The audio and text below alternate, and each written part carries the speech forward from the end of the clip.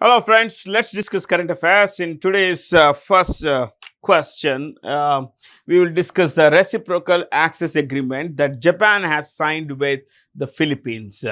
Now, before I discuss these countries, and I would want you to understand that the reciprocal access agreement, as the name suggests, as the title of the agreement suggests, is about giving access to each other's naval forces. The whole defense force, but especially the naval force, giving access to the naval forces and other wings of the defense forces to the best um practices or other military, plus establishments like harbors, defense bases, like it could be an air force base, it could be a naval base.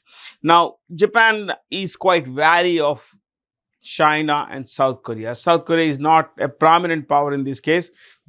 China is. Japan's quite wary of China. But as you see in this map, you don't find Japan. I have taken this map till about Taiwan, but right up here, basically, where you would find Japan, and the biggest island in Japan is a place called Honshu. This is there are 6,600 islands, a little over 6,600 islands in Japan, but there are four which are large, and of these four, the biggest is Honshu. This is where you have the cities of Yokohama, Kobe, Osaka, and Tokyo. Now, Japan's quite wary, as I said, quite it's being very careful of the intentions of China. So it has agreed to have this agreement with the Philippines. Now, why Philippines? Philippines is an enemy of China. Now, why Philippines is an enemy of China? Well, because of the Chinese actions in the South China Sea. See, ladies and gentlemen, this is the South China Sea. Okay. Now, in this part of the world, China says the whole of the South China Sea is ours. Now, you would find, how can it be? You would find that, there are lines here in red. This, ladies and gentlemen, is called the 9-dash line. You see this 1, 2, 3, 4, 5, 6, 7, 8, 9, 9-dash line. So China says all that falls into these lines is ours. Now, this has created very many problems for the countries here, because under the UN law, the UN has a certain law called UNCLOS, United Nations. It's mentioned here. It's mentioned here. UNCLOS, UN Convention of the Law of the Sea. UN Convention on the Law of the Sea. See, this UNCLOS says that from the coast up to 200 nautical miles is a country's exclusive economic zone. So, let's say I'm standing on the beach of India, on the coast of India, up to 12 nautical miles. Up to 12 nautical miles would be the territorial boundary of India. That the territorial extent of India, goes into the sea up to about 18 kilometers, because when it comes to nautical miles, one nautical mile is about 1.8 kilometers. So that's 12 nautical miles here is where from here till the next 12 nautical miles, I would still be in India. If I travel in a boat or swim till about 12 nautical miles from the coast, I still will be in India. That's a territorial extent of India. Okay. But beyond that, another 200 nautical miles would be the exclusive economic zone of India, which effectively means that Indian fishermen, Indian government can scour the seas for marine resources like fish, metals, and hydrocarbons. But China says, well, guys, that's all fine, but this is ours. You see, this is no. Look at this. The Scarborough Shoal is claimed by Philippines, but China says this is within the 9-dash line, so it's ours. You see this entire set of islands here, Spratly Islands, the Paracel Islands here, they're all claimed by China. And China has been pretty forceful in, in claiming this. In fact, it has set up artificial islands. Maybe in the next session, I'll show you actual pictures of what China has been doing in this part of the world. So, China has been claiming all of these things. So keeping in mind the Chinese designs on their land, their territories, their sea, maritime assets, the countries here have been, entering into a lot of deals with other countries which are equally afraid of China, or you could say which are equally not comfortable with the rise of China. This is Japan there, there is Taiwan, there is South Korea here, there could be South Korea here. So you have Australia here, right below that is Indonesia. Right below, this is Indonesia actually. You can see actually this is Indonesia. And below Indonesia, you would find a country called, Australia. So, I mean, there are a lot of issues, a lot of countries that are natural enemies of China because of Chinese actions here. So, Philippines is a country that you should be quite comfortable with, because it's a country with which India is great friends. And recently, they brought the BrahMos military system, the missile system from India. The BrahMos missile, supersonic missile system, was purchased from India by the Philippines for about $375 million. Okay. Now, you see this here, it's one of the very few countries which have the as part of it, their name. And Philippines, this is a Roman Catholic country. This country you can see here is a Roman Catholic country. It was ruled by Spain for a long time. If I'm not wrong, between 1568 and 1898. 1568 to 1898. And that year, America defeated Spain in America and took over Philippines, which was a part of the Spanish Empire. Let me repeat. Spain had occupied Philippines between 1568 and 1898. But in Western United States, America, the United States and Spain fought a war. In that war, Spain lost, and America claimed its Spanish territories overseas. And one of the territories it claimed was Philippines. So between 1588 and 1946, okay, Philippines was ruled by America. So that's the year that they got independence. So this is a long story, but I just put in some dope there. Please understand that China is not a country that you can trust. In fact, China is a country that does not trust its own people. That's why it has so many surveillance cameras, and more importantly, it does not give freedom of speech, freedom of press, freedom of movement, freedom of any kind of expression, any kind of freedom to its own people, because it doesn't trust its people. See, it's a country that doesn't trust its people, but it wants us to trust it, basically, which is, of course, is stupid, isn't it?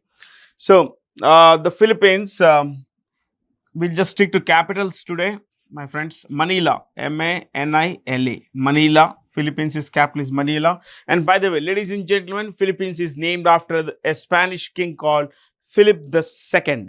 Philip II. North Korea's capital is Pyongyang. We had been discussing the leaders, so we'll just stick to some very basic stuff today. Pyongyang. South Korea is Seoul. You already know this. I'll write it here. Seoul. China, Beijing. Australia, Canberra. Canberra. Also called the Bush City. Bush City. Bush is jungle. So, from here, we could go to the next one. Which state has reported its fourth case of amoebic meningoencephalitis, a rare brain infection that's caused by Naegleria fowleri. Now, this is a kind of amoeba which is usually found in contaminated ponds and all that, the small ponds near home, especially freshwater ponds, because it has not been found in saltwater bodies. What you need to understand here is that most of the symptoms of those who are infected are like meningitis, inflammation of the brain, fever, sudden hallucinations, basically tics, and, diarrhea, vomiting, high fever, and all that stuff. So this is it's a brain-eating disease. You could call it a brain-eating disease, actually. Yeah, and there is no cure for this. There is no cure for this. I mean, the world is getting scarier. We would love to believe, but you know what? The world is less scarier today than it was 100 years back. I'll tell you how do you look at this. See, today we just passed through the COVID pandemic, and we like COVID pandemic. We were like, man, so many people have died. But what you need to appreciate is this that. 100 years back, till about 100 years back, this was a norm. Millions of people would die of measles, of smallpox, of cholera, malaria, and all that. Today a lot of these things have been, in fact, if you look at smallpox, it has been eradicated, and most of these other diseases have vaccines actually. Yeah. So what in the past was norm has now become an exception. So 100 years back, if COVID had come, it would have become one of those small paragraphs in the books of history, that a COVID pandemic killed, the COVID plague or the pandemic killed X number of people around the world. Like we today read about what happened 100 years back. But since we have become very, we are, a society that has moved on from such a pandemics, the onset of COVID, the kind of disease, the kind of fatalities it showcased that it could bring upon us. All that stuff, my friends, kind of rattled us. That is where we because we thought those things are in the past. They are still a part of normal life. So the world today is much more, I would say, safer in terms of, diseases actually. Yeah. Which bank appointed Ratan Kumar Kesh as its interim MD and CEO for 3 months, just about 3 months, okay?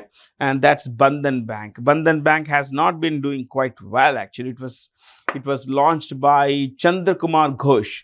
Chandra Kumar Ghosh, a founder CEO. He just put in his papers, and you should understand that Chandra Kumar Ghosh, Chandrasekhar Ghosh, I'm so sorry. Chandrasekhar Ghosh ran what he called an microfinance organization, microfinance institution, which was very successful, which led to a lot of positive development at the grassroots level. And the RBI later gave him license to start a full-time, full-scale commercial bank. That's a Bandhan Bank. Axis Bank CEO is Amitabh Chaudhary. Amitabh Chaudhary. Okay. Yes Bank, Prashant Kumar. Prashant Kumar. What about IndusInd Bank? Sumant Katpalia. Sumant. I'll switch to white ink. Wait. Let me finish this. Sumant Katpalia. Okay. Then CSB Bank.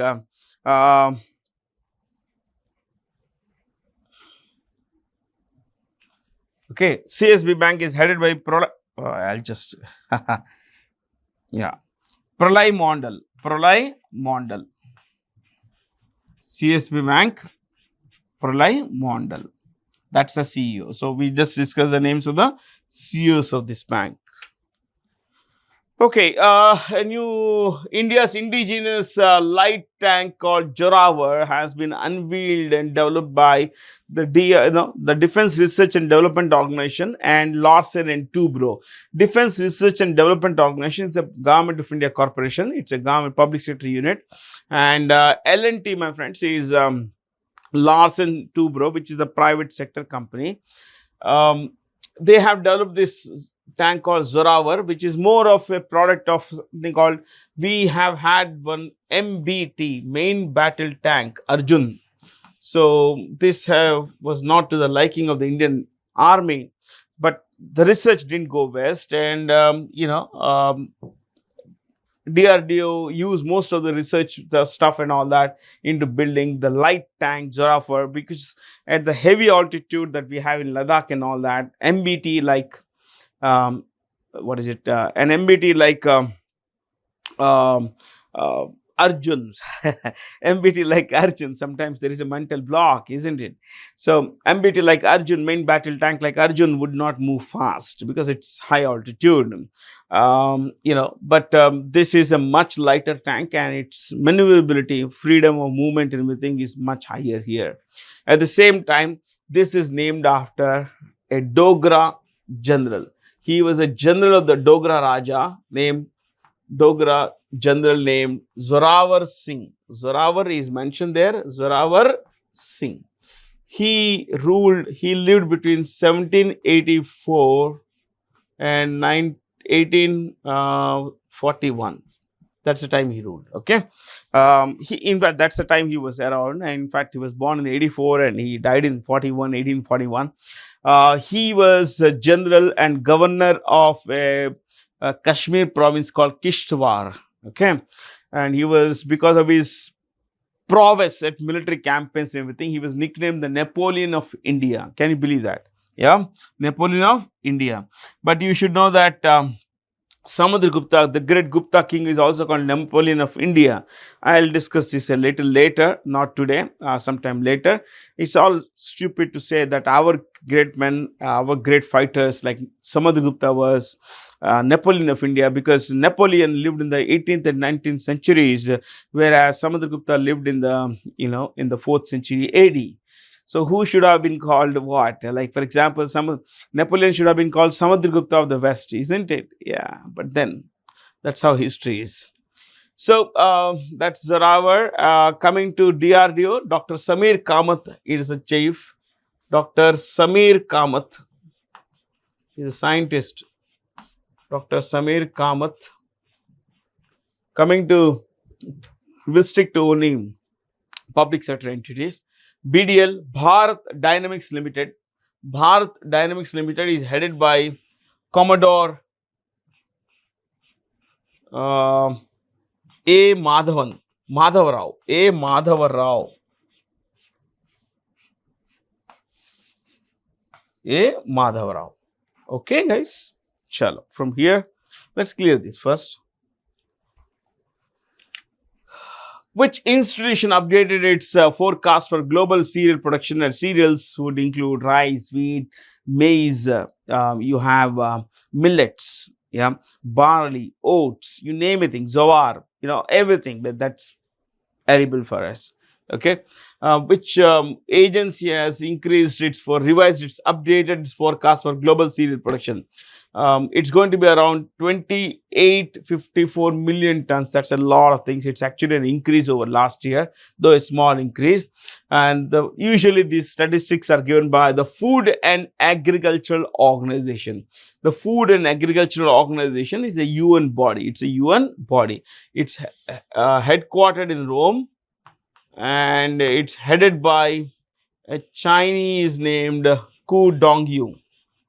Ku Dongyu, Director General Ku Dongyu. Fair? Since I wouldn't want to discuss all of these choices, so I could tell you something here. Some extra stuff I can always give you. Rice, the top 3 producers of rice. 1, 2, 3. So China is the world's top producer of rice. India, number 2. And in third place is Bangladesh. Bangladesh.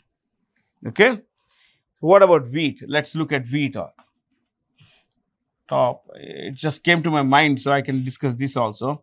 Wheat. China again. Okay, I'll write in short. Third is Russia. Is it Russia? These are according to FAO. Please know this. The data comes from FAO. So, rice production, wheat production. Top 3, top the other for wheat as well. Top 3. Okay. The President of India, Draupadi Murmu, recently participated in the annual Jagannath Rath Yatra in Puri. What is it? Puri, Odisha. And this is a pretty popular Rath Yatra. This is usually Unlike other Rath Yatras, which are where the Rath is made of stone, here it's made of wood. It's made of wood, basically. Okay. And this is considered, this particular place is considered one of those, Puri Jagannath is considered one of those in the Vaishnavite tradition among one of the 108 Abhimana Kshetras.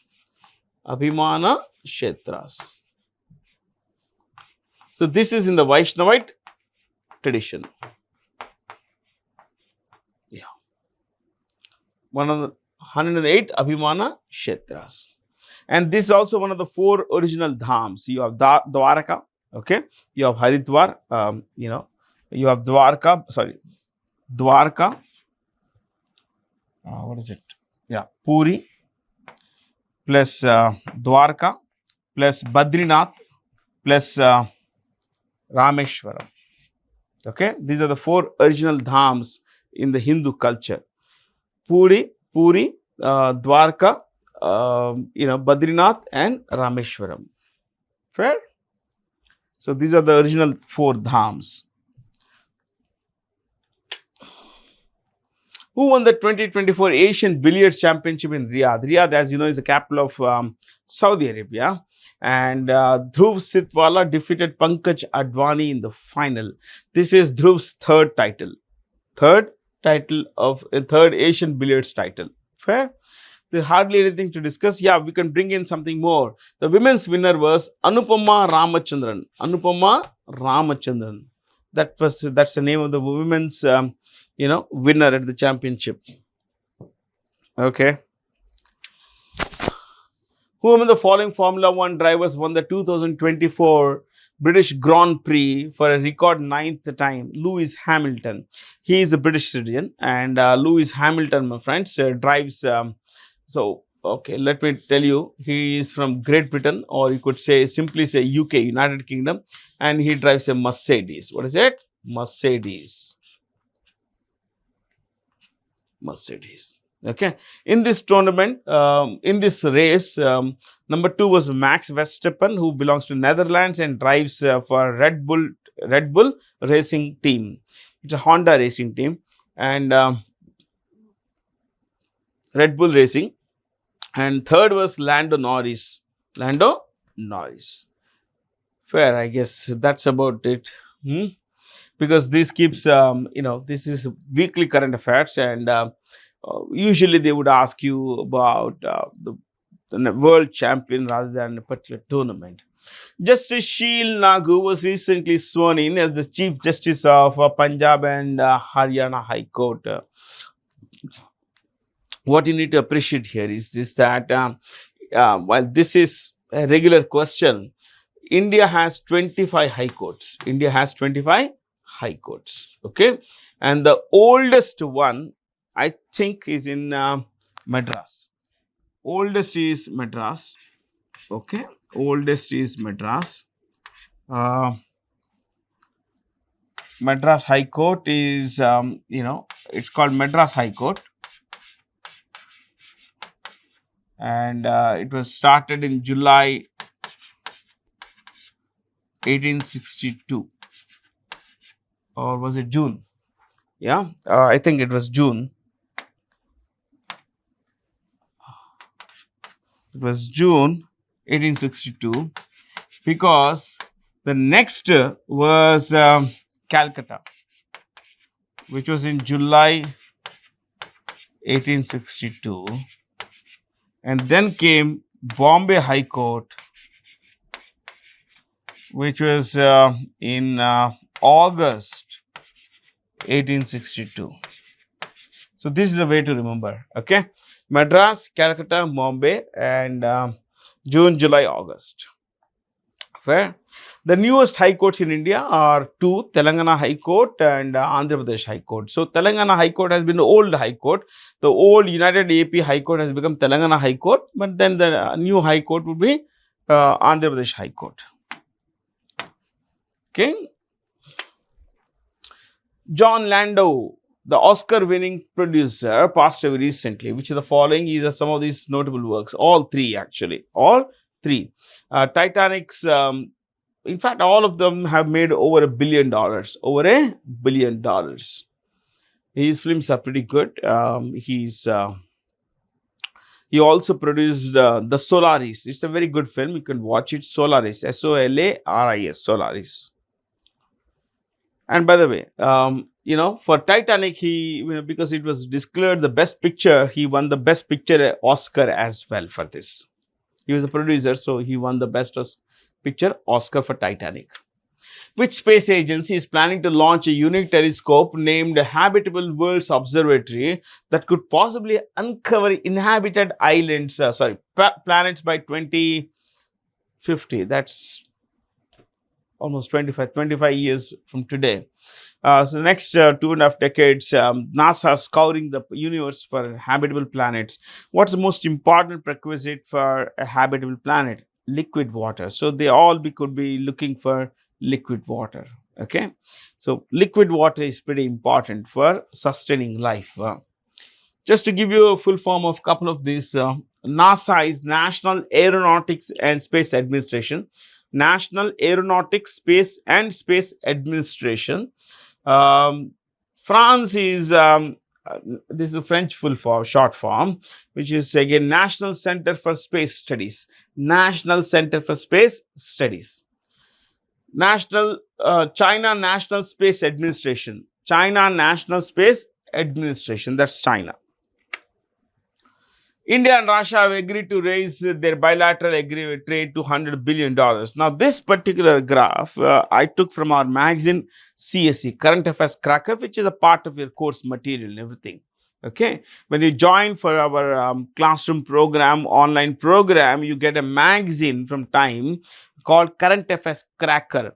And this graph is taken from Current Affairs Cracker. You see the clarity here, we are given the source also, where we have taken this from. So when I visited the source to collect this data originally for the magazine, I found that it was a treasure trove of other kind of data as well. So you could look up that data as well. India's 5 biggest trade partners, which is the biggest trade partner we have? China. See, this export, import, total trade and trade balance. Usually we have a trade balance is the difference between exports and imports. If the exports are more than the imports, we have a trade surplus. If the imports are more than the exports, we have trade deficit. In the top 5, you can see that only with one country we have is, we have no minus in one case. This is number 2, which is United States.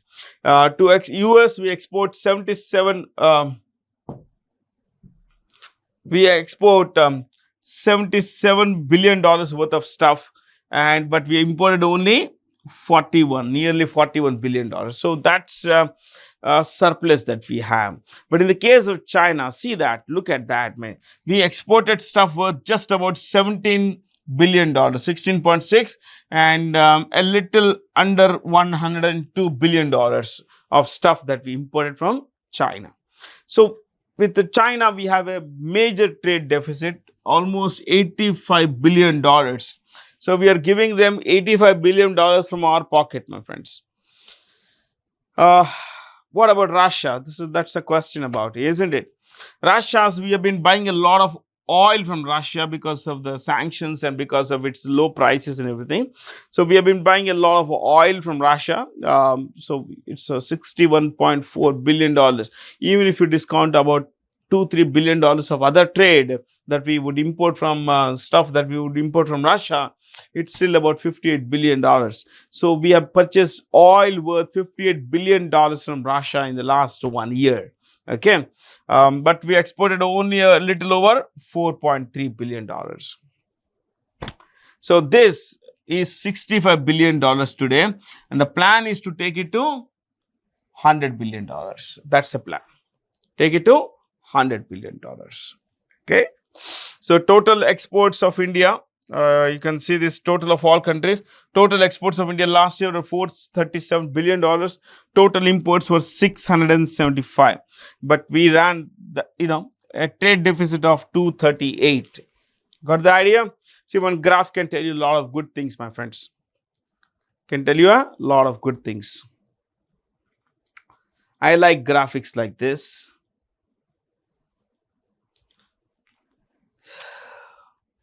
Oh, I think I should clear everything. Which country Which country has honored Prime Minister Narendra Modi with its highest civilian award, the Order of St. Andrews the Apostle?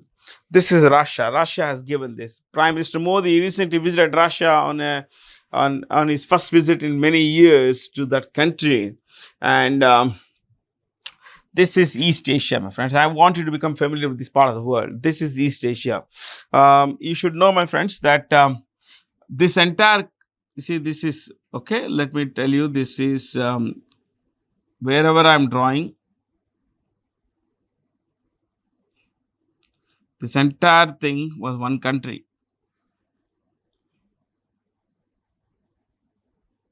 Okay.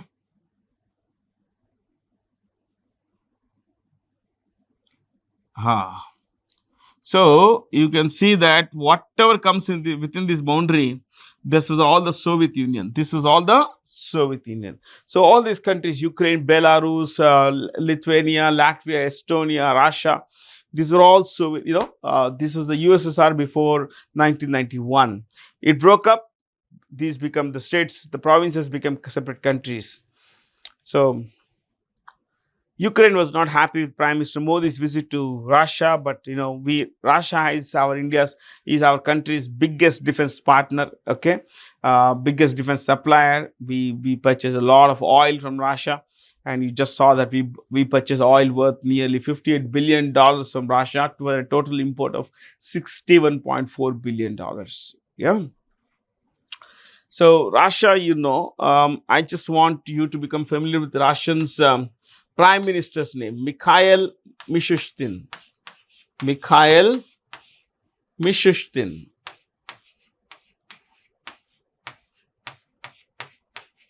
This is T. Mikhail Mishustin. Okay.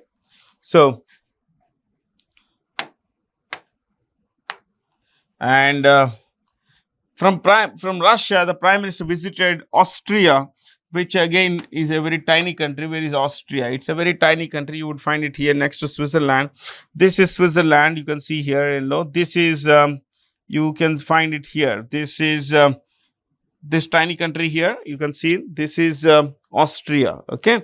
Austria's capital is Vienna. The capital is Vienna. This is also home to an international body called IAEA, which is, ladies and gentlemen, the International Atomic Energy Agency. International Atomic Energy Agency. It's a UN body. It doesn't have a prime minister. It has a chancellor whose name is Karl Nehammer. Karl Nehammer. Okay. And the currency is euro. The currency is euro. It's a country that has a population of less than 1 crore, and its area is less than 1 lakh square kilometers. These are tiny countries, but they matter. They matter. This is Greece. You can see in brown here. This is all Greece. With which Indian bank has signed a $2.5 million credit line with Guyana for a solar plant at the Chedi Jagan International Airport? This, ladies and gentlemen, is South America, and this is Guyana. This is Guyana. You can see this is Guyana, a very tiny country. I'll just to give you an idea. Its area is 2.14 lakh square kilometers. Okay. Its population is about 8.2 lakh. That, ladies and gentlemen, makes it one of the least densely populated places on the planet. Okay. For a long time, it was ruled by Britain, Netherlands, Britain, and all these countries. But let's stick to some basic aspects. Okay. Its capital is Georgetown. That is where the Chedi Jagan Airport located. Georgetown. Its president is Irfan Ali. Irfan Ali.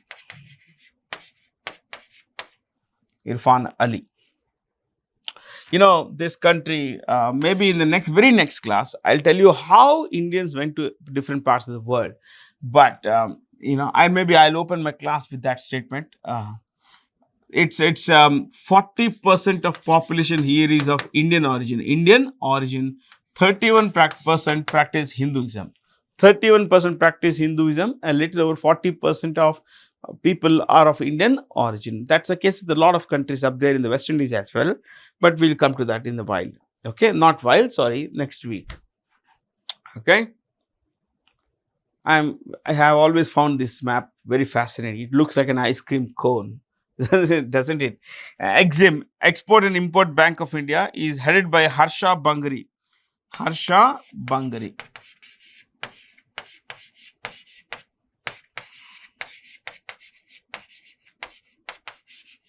Harsha Bangari. Small Industries Development Bank of India. Small Industries Development Bank of India, with its headquarters in Lucknow, is headed by Sivasubramaniam Raman. Sivasubramaniam Raman. Sivasubramaniam Raman. Okay, I guess that should be it. Other things we have been discussing quite often. In the first week of July, the 6th East Asian Summit Conference on Maritime Security Cooperation was held in Mumbai. See, all these East Asian countries, as I told you, are quite wary of China. So this was not attended by China. Okay.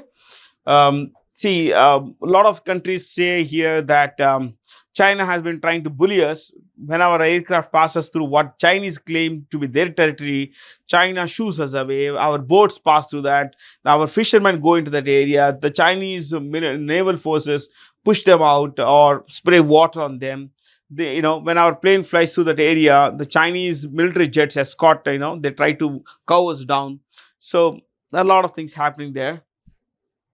So India says that we are with you guys because our common enemy is China, isn't it?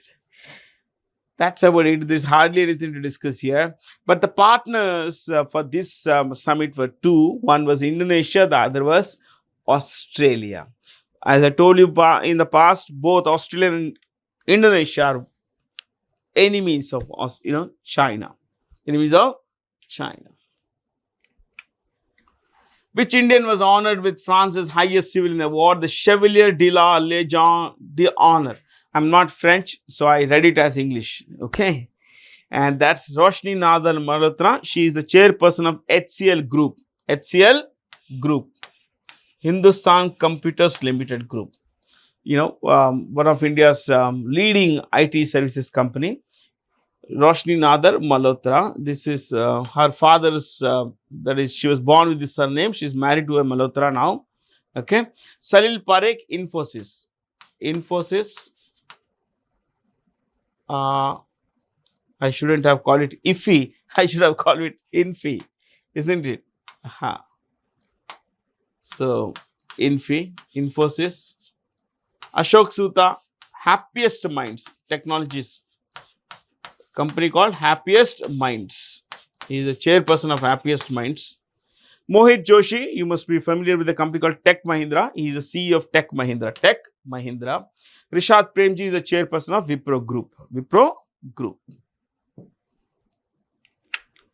Which will become the first state in India to adopt an action plan for road safety in the next 10 years? Rajasthan. I just been to Rajasthan recently, last week actually, and almost everyone drives on the wrong side. Not when I say wrong side, it's not always everyone. I think it's a pan-India phenomenon. You will find people driving on the wrong side and everything. People not following rules and everything. So many accidents happen on the highways, my friends. So Rajasthan says that by 2030, by 2035, we plan to reduce the number of accidents, road fatalities by about 50%. So, see, as long as people cooperate, it's all fine. But government policy could be great, but people have to cooperate, isn't it? Who is the Chief Minister of Rajasthan? Bhajan Lal Sharma. Bhajan Lal Sharma. Identify the correct statements given below. Gagan Narang is India's chef de mission for the Paris Olympics. Yeah. PV Sindhu, and Sharad Kamal will be India's flag bearers at the at the Paris opening ceremony. Yes. The Indian Olympic Association president is the great PT Usha. Yes, all of them are right. A bit about Paris Olympics, my friends. Paris is going to host the Olympic Games for the third time. Okay, I'm talking the Summer Olympic Games. Summer Olympic Games.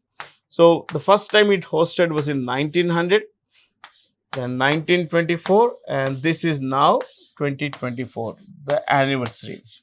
There are two venues. One is Paris, the other is a place called Tahiti. What is it? It's owned by France. It's in the Pacific Ocean. Tahiti, Tahiti. It's a small island in the Pacific Ocean. Okay. So that is where the other event, one event will be held. Paris plus Tahiti, Tahiti. Okay. And the motto of the games is Games Wide Open. Games Wide Open. That's the motto. And one particular sport will make a debut. You will be wonderstruck by the name. So I'm going to write the name. Break dancing. Break dancing. Break dancing will make a debut at the Paris Olympics. Okay. I was quite surprised when I read that, but then who is the new coach of the Indian men's cricket team? Gautam Gambhir. Nothing to discuss, so I'll just move on. The RBI has approved the appointment of Govind Singh as the MD and CEO of Utkarsh Small Finance Bank. Suryodaya Small Finance Bank is headed by Bhaskar Babu Ramachandran. Bhaskar Babu Ramachandran. AU Small Finance Bank, there are four here. In fact, I can say that AU Small Finance Bank is headed by Sanjay Agarwal. Equitas Vasudevan P.N. PN Vasudevan. Okay. Let me repeat. Equitas Vasudevan PN. AU Small Finance Bank, Sanjay Agarwal. Suryodaya Bhaskar Babu Ramchandran. Okay, let me bring in the number 2 also. Ujjivan. Sanjeev Nautiyal. Nautiyal. Nautiyal. Okay. President of India, Srimati Draupadi Murmu, recently unveiled the trophy of the Durand Cup tournament. It's associated with football. And it's the oldest club in Asia. My friends. It's the oldest club football trophy in Asia. 1888 it was started. 1888 was when it was started. The most titles have been won by Mohan Bagan. B-A-G-N. Mohan Bagan. Okay, the 16th Finance Commission has set up a 5-member advisory council aimed at expanding the scope of the commission's work. It will be headed by Poonam Gupta. I want you to become familiar with the Finance Commission. The Finance Commission is set up by the President of India upon the recommendations of the Union Council of Ministers led by the Prime Minister. So the President of India appoints the Finance Commission once every 5 years. The current Finance Commission is the 16th Finance Commission. It's headed by Arvind Panagarya.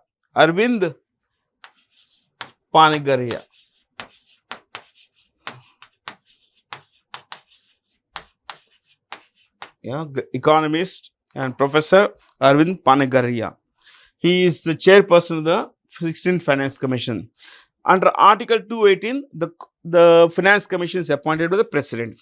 Now, it has a term of 5 years. The most important part of the Finance Commission is to define the financial relations between the state and the states and the center. Okay, that's the most important thing. So, there's always this thing where there is this fight over distribution of central tax proceeds between states. Which of the following Indian forces have reserved 10% of its constable positions for former Agniveers? See, under the Agniveer scheme, a person is hired for recruited for 4 years. It's a 4-year term. The first 3 years, the person is paid, the recruitee is paid, the soldier is paid 30,000 per month. In the 4th year, 40,000 per month. At the end of 4 years, the person is discharged with a 12 lakh lump sum amount Nidhi Seva. Okay? Seva Nidhi it's called. 12 lakh. No pension is paid. So 4 years, okay, at the end of which 12 lakh rupees is paid off. Now,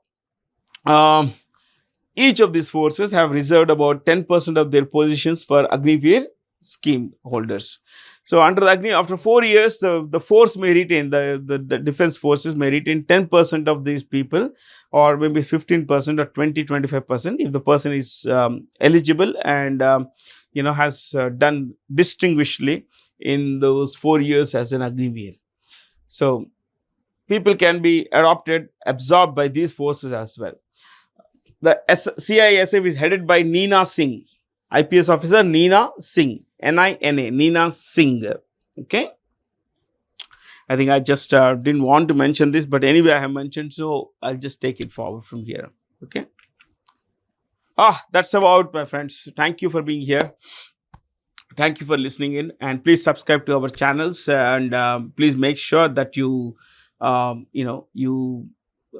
click on the bell icon, so that you get notifications for any video that we upload, across domains like current affairs, quant, DI, and all that stuff. Also follow our social media handles, the description of which is mentioned in the, is listed in the just below the video.